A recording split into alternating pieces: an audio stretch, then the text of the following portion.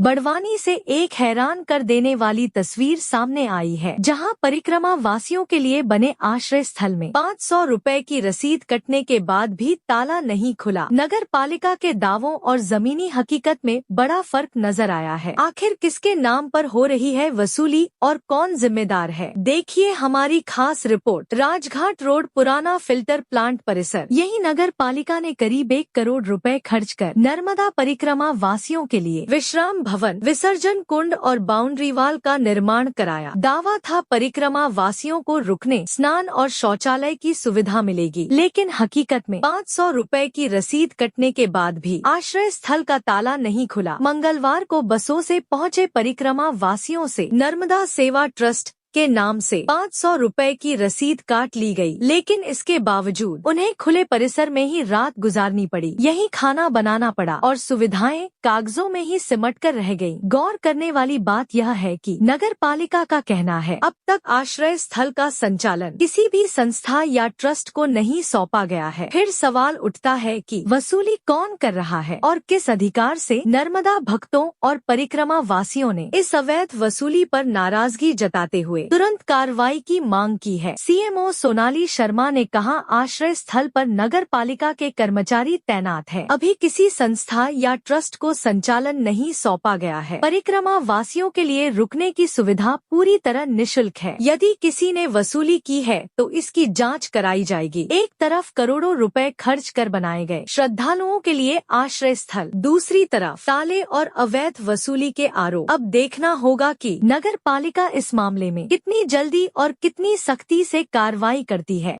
क्या नाम है तुम्हारा? मेरा नाम कृष्णा है। क्या करते हो यहाँ? मैं यहाँ कचरा सोने की सेवा देती हूँ। जैसे कोई बुलाता है तो उनको सामान ला के हाजिर करती हूँ। तो जैसे ही मैंने यहाँ देखा था कि यहाँ ताला लगा था, तो भाइयाँ सब लेटरिंग बाहर जा रही थी। हमारी पंचकोटी यात्रा आने वाली थी, हमारी कृपया 2000 पब्लिक थी, तो सब भाइयाँ बाहर लेटरिंग बैठी थी। जैसे ही मैं 5 बजे साइकिल लेके आई, यहाँ पूरी गंदगी देखी तो मुझे कुछ अच्छा नहीं लगा। मैंने चाय काउंटर पे जाके बोला कि भैया, मैंने ला ऐसी बात है कि सब भैया बाहर गंदगी कर रही है। ऐसे ही जो बाबा अंजड़ के हैं, नाम तो उनका भूल गई मगर अंजड़ के हैं बाबा, तो उनने ताला यहाँ पर लगा रखा था, चाबी उनके पास थी। ऐसे हम गए तो फिर पुलिस वाले को भी, नगर पालिका के व्यक्ति नहीं आते? कोई नगर पालिका के व्यक्ति एक दिन झाड़ू लगाने आए थे, बस संडे के दिन। तो ये नगर पालिका चला रही है कि ट्रस्ट चला रही है? नगर पालिका चला रही है।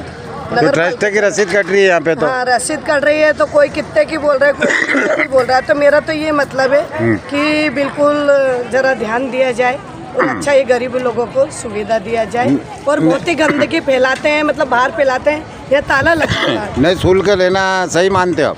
सही मानते, मतलब वो थोड़ा कम लिया जाए। इतना एकदम से मतलब 12-13 जने के इतना नहीं कटा जाए। एकदम परेशान हो जाते हैं, शिकायत करते हैं। शुल्क लिया जाए तो वो शुल्क की रेट लिस्ट लगाना चाहिए। हाँ, कौन सी गाड़ी? लगाना चाहिए बिल्कुल। रेट लिस्ट नहीं लगे लेना है? हाँ, नहीं लगी है यहाँ। बड़ी गाड़ी का अलग, छोटे का अलग। एक दिन ताला लगा था तो बिल्कुल मुझे अच्छा नहीं लगा। सभी गंदगी भारी कर रहे हैं। तो नगर पालिका नहीं करती हो? नगर पालिका का सीएमओ का मैडम का कहना पड़ता है कि मैंने अभी हैंड ओवर नहीं करा है। ने यूँ बोला है कि हमने तो टैक्स को दे रखा है। मैंने बात भी करी थी माँ बड़वानी। किसको दे रखा है? कई के समिति को दे रखा है, ऐसे ही उन लोगों ने मुझे जवाब दिया था। कौन ने दिया था जवाब? वो अपना यादव जी के पास में कोई नगर पालिका के भैया बैठे थे, टकले से। उनका नाम तो नहीं याद है, मगर मैंने बात करी थी एजेंट। सीएमओ मैडम से बात हुई थी तुम्हारी? नहीं, मेरी बात नहीं हो पाई, मगर मैं बात करूंगी ये मैडम से। ठीक। नर्मदेहर कृष्णा नाम है। काका, क्या व्यवस्था दे रहे हो?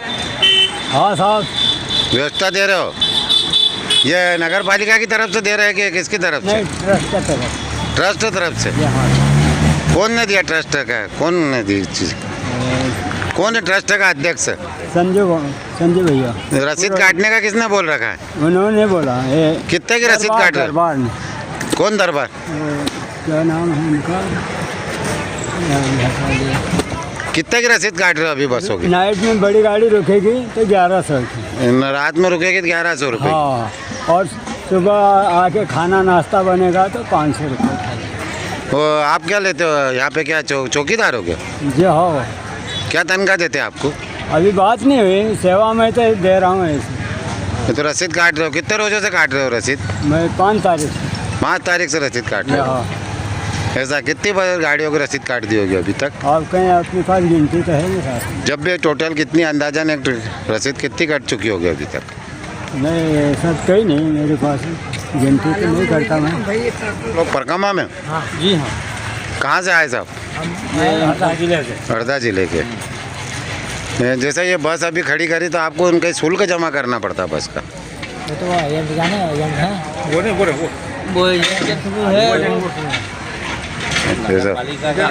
हाँ बुला नहीं बुला तो इसकी जानकारी नहीं है वो क्या होता है। अच्छा, क्या क्या सुविधा दे रहे हैं यहाँ पे अभी आप? जैसे कॉम्प्लेक्स इसे नगर पालिका द्वारा बनाया गया है। बढ़िया है यहाँ पे। हाँ। बाथरूम लेटरिन बिल्कुल साफ मिली, हॉल भी अच्छा बढ़िया है, साफ सुथरा। ये शासन की तरफ से बनाया गया है तो शासन पे की शुल्क है क्या इसमें?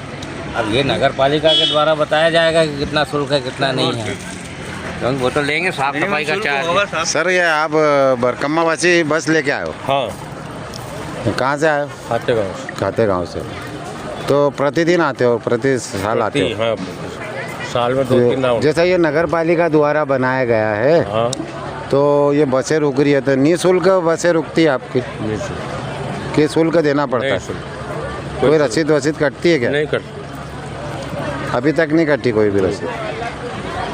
बहुत अच्छी व्यवस्था है। JTV न्यूज से जुड़े रहने के लिए हमारी खबरों को लाइक और शेयर करें, हमारे चैनल को सब्सक्राइब करें और अपडेट रहे हर छोटी बड़ी खबरों से।